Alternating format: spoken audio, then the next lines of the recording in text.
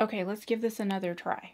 I noticed that I had done a look with this like really, really fast, easy. I used my iPhone in very low light and I saw the sparkles. So let's see if we can do that. This is not low light, but I don't have a big bright sort of diffuse light right over me right now. So let's give this a try. I am using the Pat McGrath. I'm using an eyelid primer. That's the other thing that I thought is maybe my eyelids are too dry because I always put concealer over them since they're so blue and veiny, right? And then I powder them down because they're so oily. And usually that's sort of my base for a lot of stuff. So maybe we need an oilier, stickier kind of base. So we're gonna start with that. I don't even know where to start because I still love everything I'm seeing here.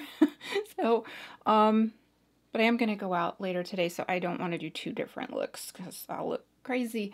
All right, so really want to see how these shimmers do. I'm gonna start with this warmer shimmer, and I'm gonna try it right here. Aha! You see it? So this is one that I put on my lid before, and it was like that didn't show at all. That is actually, it's still very, very light, but that is really pretty. So I still wouldn't say for me, because I like shimmer. If you're one of those people who's like, I want it like in your face, this is not going to be enough for you. But, and I've heard from a lot of you, if you like something a little more like refined, this is beautiful. Okay, so I'm going to see if I can do a whole look with this and get something really pretty out of it. Okay, hold on. I'm going to try. That's the gray. I don't think I want to do that. That one, when I used it before, I don't think it showed. That's the lighter gray shimmer. That one didn't really show up at all. So let's not do that one. I'm going to do the like gunmetal gray because I really am a little bit obsessed with that color. I think it's super pretty. So let's try. And you know, the other thing I was kind of thinking of is because I was just trying it out for the first time, maybe I just tried to put too much, you know, there's too much powder buildup on my eyelids because I do this, you know, I get a little excited and I'm like, I want to try it all. And I am definitely heavy-handed. So just gonna put that out there. Some of this can be me. I still think that, you know, if you are like me, you may find something like this a little more frustrating for the money, and so maybe it's not a good choice for you. But if you are not like ham-fisted like me, you may love this. So I have no complaints. Let me clean off this brush. I have no complaints with the mattes are gorgeous, and I absolutely love, love, love. I'm gonna go for this more grayed out brown, taupe, whatever. I do really love the color story on this. Oh, you know what else I didn't do? Because I just got fallout like immediately. Everybody said tap off your brush. I've seen people do that. I think definitely with this formula it helps.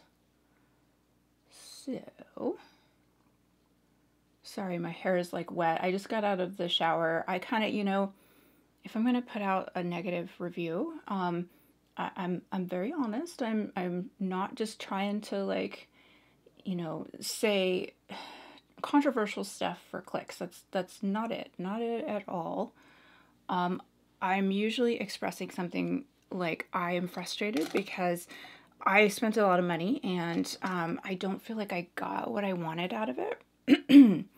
But I am absolutely open to criticism. I am open to learning. And you know what? Maybe I'm not doing it right. You know, I started out as an artist. You know, I used to work doing pinup art for video games and for magazines and, you know, for private clients. And I used a lot of stuff that's similar to this, and there's beauty involved in that. You know, I work with like Playboy models and things like that.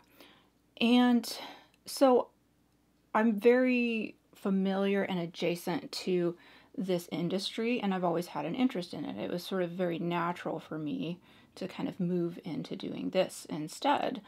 Because I just, especially after COVID, and I spent a lot of time at home ordering things online, and that's when I finally started watching YouTube kind of regularly and other beauty creators. I really enjoyed moving into this. So like playing with the materials comes fairly natural to me. I am fully ready to admit that sometimes when you have an industry and you have,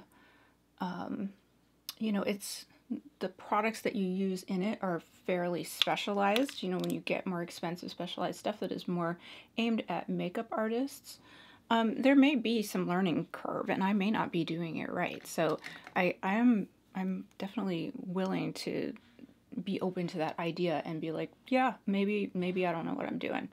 That's why I like to show you what I'm doing, so that if you're experiencing and you can see like what I'm going through, you can give me some pointers. You can help me maybe do better, and or just agree and make your own decisions about it. And I'm not a complete layman, but I do want to also represent, because I mean that's what I am. I am a consumer just like everybody else. I don't think that if you are selling to consumers, not just specifically makeup artists, that you should be making something that is so hard to use correctly. I ran into this with some of the tier stuff, that you should need like a primer on how to use the darn thing, especially if it's super expensive. So I do want to show others who are kind of in the same boat with me, even though I have a little more knowledge, that it's not, don't go spend a bunch of money and feel bad like, oh, it's me, I just don't know what I'm doing, and then never use it. Sometimes there's a miss, sometimes the formula isn't good, and I think it's okay to call that out too, especially when that much money is involved. And I do think that if you're going to market to the consumer, the general consumer who's going to spend their hard-earned money, either you need to have a really good primer on how to use those items that's sort of included with the product, or you need to work on making it more consumer friendly. So that's kind of my 2 cents on that. Okay, so I am getting a lot of fallout. Have not been, I keep forgetting to tap off. That's not very natural for me to do, but I am getting just the tiniest amount on my brush and then just sort of like patting it in. I am still finding that this blue is a little bit patchy on my oily, crinkly, like almost 50-year-old eyelids. So that is kind of difficult. Yeah? Did you want your mocha iced or you want it in the fridge? Oh, iced, please. Iced? Yes, please. Okay. So I wouldn't say that blue being a tiny bit patchy is any different than any of the other dark pigmented colors you're going to run into like that. That's pretty normal, I think. And if you want those kind of real pretty colors that are darker on a really light, aging oily lid, it's just something you're probably going to have to contend with a bit. I don't know that that's, I don't think it's product specific. I think it's just something that is kind of happens with that kind of pigment on this kind of canvas, right? What I really wanted to see though, this is very pretty. I'm loving this. What I really wanted to see is if I can get these shimmers, yes, to be more worth it. So I'm using that mid-tone brown shimmer. Yes, you can definitely see it this way. It is very almost greasy looking, but in like the best way possible. I don't mean that in a negative way. Let's try the white. I'm starting to pile up and add probably too much product, and so I'm starting to get less payoff, but it's there. So I think my problem is that I used too much product all at once on dry lids. Oops, I don't think I like that. And the lighting was very bright. I have a little bit lower lighting, and I was hoping for a more like sparkly thing. This is more of like a gloss almost. Okay, so I'm going to finish this look. I got to clean up because it did fall out. I'll give you my final thoughts, but I did want to give you sort of an update since there was a lot of chatter back and forth after my video yesterday.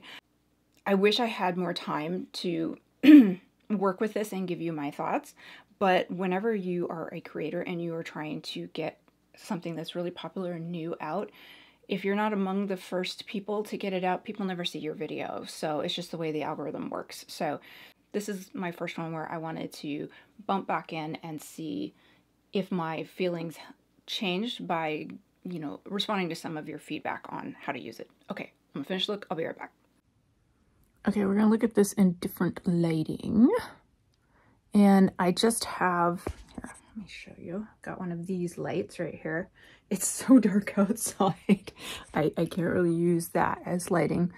I notice definitely more shine here, but it's still, that's not super sparkly. And I put a ton on. Like, I just kept trying to build it up, and I kept putting on more of the Pat McGrath lid primer. It's basically something for it to stick to and to like really make it nice and bright.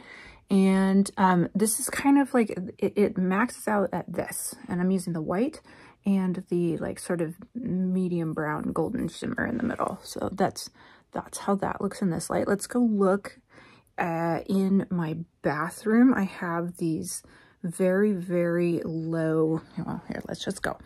I have these very low, these kind of lights. They're so janky, but like that kind of lighting tends to pick up sparkle sometimes really well. Let me turn on a little bit more. There we go. Let's see how it looks in this lighting. So yeah, kind of the same. Honestly, I was expecting this to really, really sparkle. I mean, you can see the lights sparkling in my eyes, but not so much on the eyelids. And my big lights, that really kind of kills the shine, although it's not that much different. Okay, I'm gonna give you my final thoughts here in a second. I'm gonna sit back down at my big camera. See how it looks in here.